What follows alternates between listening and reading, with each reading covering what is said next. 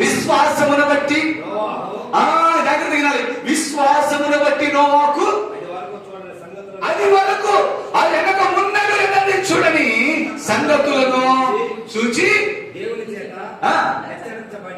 జాగ్రత్త వినాలి. ఇందులో కూడా మనం చూచాం. నిన్నేం చెప్పాడు?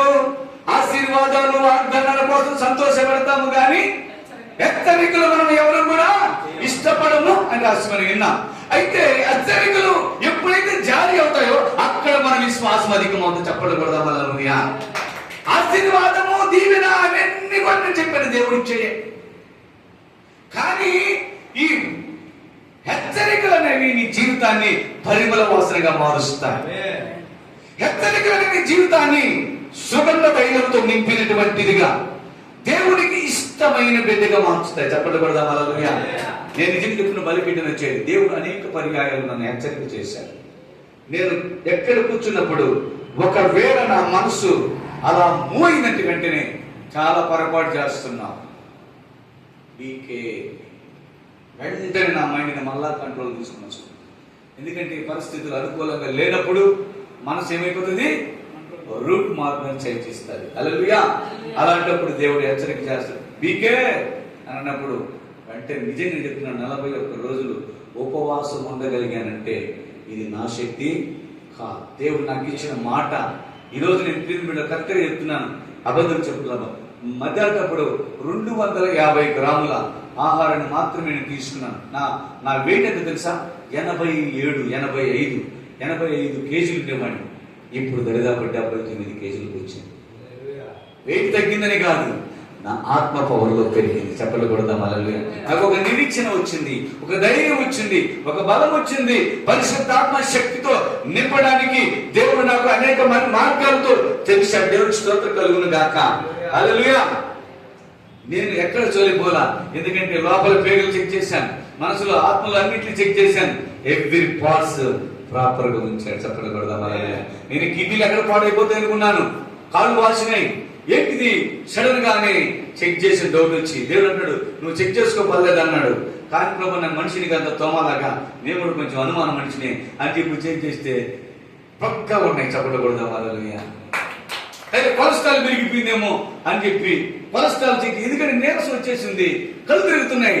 ఏంట్రా బాబు, నేను ఆ డౌట్కి వచ్చి నీకు అంత అనుమానమే కదా, నువ్వు పోయి చెక్ చేసుకో అన్నాడు. చెక్ చేస్తే కొలెస్ట్రాల్ నార్మల్ గా ఉన్నాయి. తర్వాత మళ్ళా కాళ్ళు పీకడం మొదలుపెట్టారు, అరికాళ్ళు మంటలు. ఈ మంటలని గమనిస్తే ఏంటిది? షుగర్ కానీ పెరిగిందేమో. నా మనసు ఏమంటుంది? షుగర్ 5 రేతులు పెరిగిపోతుంది ఫోనీకి అన్నది. అప్పుడు నేను అన్నాను, దేవుడా ఏదంటే నీ అనుమానం అన్నాను. హల్లెలూయా. మళ్ళా రోజు చేస్తే 87 ఉంది. ఏంటి?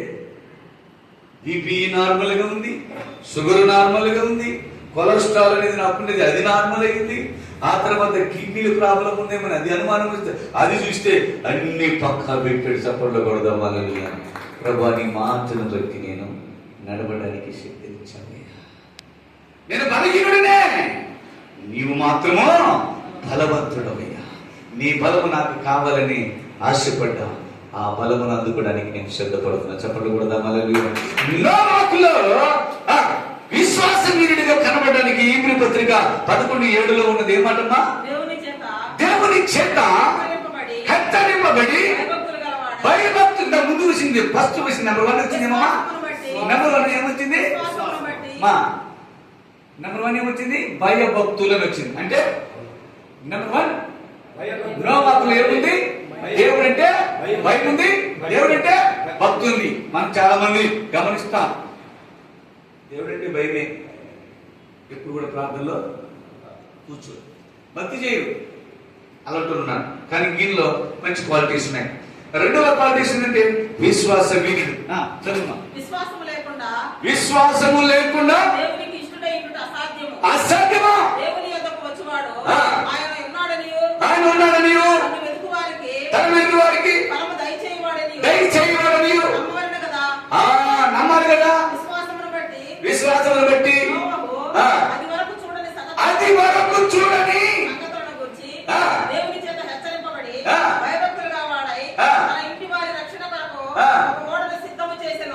చెప్పండి కొడదాం. హల్లెలూయా. నెక్స్ట్ మనం ఇంటికి వెళ్దాం. ఫస్ట్ సెకండ్ పార్ట్ ఉంది. ఫస్ట్ పార్ట్ నోవాహు ఎలా నీతిమంతుడయ్యాడు, ఈ రోజు మనం కూడా ఎలా నీతిమంతులం అవ్వాలి? నెంబర్ 1 అది ప్రశ్న. దేవుడు ఏమంటాడంటే నోవాహు నీతిమంతుడిగా మారడానికి కారణాలు ఏంటి అని అడిగాడు. ఆ కారణాలు ఎదుగుతున్నప్పుడు మొదట అతడు భయభక్తులు కలిగిన వాడు, ఆమేన్. రెండవది విశ్వాసం గలవాడు. ఎలాంటి విశ్వాసము? ఆయన నాకు అంటున్నాడు దేవుడు, విశ్వాస వీరుడు అన్నాడు దేవుడు, ఆమేన్. అంటే దాని అర్థం ఏంటంటే తాను కించంత కూడా అవిశ్వాసమునకు చోట్లేదు. ఒకవేళ అనుకోవచ్చు, ఏంటి ఇంతమందిని వదిలేసి నన్ను ఒక్కడిని దేవుడు కాపాడతాడా? రావచ్చు కదా సందేహము. రాలే. నెంబర్ 2 అందులో తర్వాత 3వది ఏంటంటే దేవుని ప్రేమించువాడు. హల్లెలూయా. నన్ను ప్రేమించు వారిని 1000 తరముల వరకు వారిని కాపాడుతాను. ఎన్ని తరముల వరకు? 1000 తరముల వరకు వారికి నేను కృప చూపువాడునై ఉన్నాను. ఆమేన్. దేవుని ప్రేమించే రకము. ఎప్పుడు లోకములో బంధువులు కాదు, ఆస్తులు కాదు, ఇంకోటి కాదు. నోవాహుకు ఎప్పుడు కూడా దేవుడు అంటే వాళ్ళు ఇష్టం. అందుకే 9:6-9 చదివింది కదా, నోవాహు దేవునితో కూడా నడిచాడు. నడవడం అంటే అర్థం ఏంటో తెలుసా? ఇష్టపడ్డాడు. ఏం చేశాడు? ఇష్టపడ్డాడు. ఇష్టం లేకపోతే మాతో నడుతాడు నా ఎవరు నడవడు. మనమంటే ఇష్టమైతేనే, మనమంటే ప్రేమ ఉంటేనే ఆ వ్యక్తి మనతో నడుస్తాడు. అలాగనే నోవాహుకు దేవుడంటే ఇష్టం, ఆమేన్. దేవుడంటే ప్రేమ. ఆ ప్రేమ దేవుని యొక్క తో నడిపించింది. అప్పుడు కూడా బాగా దేవుని మీద ఉన్న ప్రేమ దేవునితో కూడా నడిపించే విధంగా చేసింది. హల్లెలూయా. సహవాసం చేశాడు. ఏం చేశాడంట? సహవాసం. 3 క్వాలిటీ ఏంటంటే దేవుణ్ణి ప్రేమించేవాడు. ఈ లోకములో ఉన్న వాటిని ఎక్కువ ప్రేమించలేదు. బంధువర్గాలను ప్రేమించలేదు. వాళ్ళందరినీ ప్రేమించుంటే వాళ్ళు చెప్పిన మాటలు వినాలి కదా, వాళ్ళు చెప్పిన పనులు చేయాలి కదా. ఇంకొక మాటలు ఇస్తాడు దేవుడు, ఇంకొక పాత్ర ఇచ్చాడు నాకు. ఆమె చెప్తాను అలాగే. ఇప్పుడు 3వ మాట ఏంటంటే ఎక్కువగా దేవుణ్ణి ప్రేమించేవాడు. 4వ మాట చూద్దాం. ప్రార్థనా పరుడు. చెప్పలు కొడదాం వాళ్ళ. ఎన్నమాట? ప్రార్థనా పరుడు. ఎప్పుడు కూడా దేవునికి. అందుకే నోవాహు జలప్రళయం వచ్చిన తర్వాత కూడా శ్రేష్టమైనటువంటి వాటిలో పవిత్రమైనవి తీసుకొని వచ్చి ఏం చేశాడు తెలుసా? బలి అర్పించను. ఏం చేయాలట? బలి అర్పించను. నోవాహు ఆదికాండములోనే ప్రియమైన దేవుని బిడ్డలు మనం చూస్తే 9వ అధ్యాయము లేదా 8వ అధ్యాయము చివరిలో ఒక మాట ఉంటుంది. మీరు చూడండి అక్కడ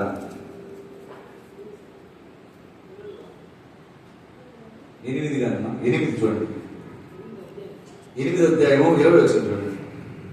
అప్పుడు నోవాహు యెహోవాకు బలిపీఠము కట్టి పవిత్ర పక్షులన్నింటినీ కొన్ని తీసుకుని ఆ పెట్టె మీద 8:20 ఆదికాండం 8:20 పోయి ఆ పెట్టె మీద దహన బలి అర్పించను. అప్పుడు యెహోవా ఇంపైన సువాసన ఆగ్రహించి ఇక మీద నరులను బట్టి భూమిని మరలా క్షమించను. ఎందుకనగా నరుల హృదయంలో ఆలోచన వారి బాల్యం నుండి చెడ్డది. నేను ఇప్పుడు చేసిన ప్రకారం ఇకను సమస్త జీవులను సంహరింపను. హల్లెలూయా. అంటే ఇప్పుడు బలిపీఠము అంటే ఇక్కడ ఉంది. ముందు కూడా నాకు తెలిసి అనుభవం లేకపోతే కట్టున్నాడు.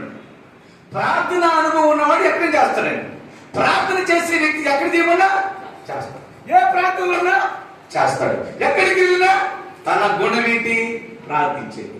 అది గుడిచా? కొంతమంది అంటే గుడిచి యాడ్ చేస్తారు. చీకటి కదా, చీకటి యాడ్ చేస్తారు. డేడానా, అత్తోళ్ళు ఇల్లా, లేకపోతే బంధువులు ఇల్లా, లేకపోతే ఇంకోటినో.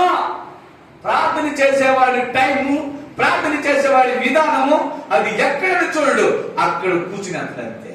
హల్లెలూయా. ఎందుకంటే దేవునితో తనకున్నటువంటి సంబంధం, తనకున్నటువంటి ప్రేమాయణం. అందుకబట్టి ఎక్కడైనా నా ప్రభుత్వ నేను కాస్త. అందుకంటాడు పరమగీతులు ప్రేయసి ప్రియులు కథను రాస్తాడు సొలొమోను. ప్రేయసి సంఘం, ప్రియుడు దేవుడు.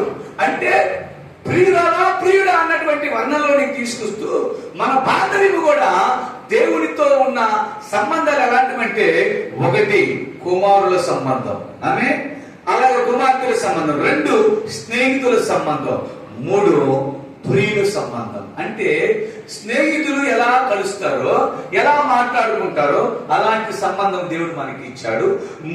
దేవుని తండ్రిగా వ్యవహరిస్తూ కుమార్తె స్వాతంత్రం ఇచ్చాడు. ఆ తర్వాత స్నేహితులతో, అలాగే దేవుడితో, అలాగే మేము ప్రేయసి ప్రియుడు ఎలా ఉంటుందో వాళ్ళ ఆ అనుభవాన్ని కూడా ఇక్కడ మనకు పరమగీతములో మనం చూసుకోవచ్చు. దేవునికి స్తోత్రం కలుగును గాక. హల్లెలూయా. అంటే ప్రార్థనా పరుడు. నోవాకిందట ఎప్పుడు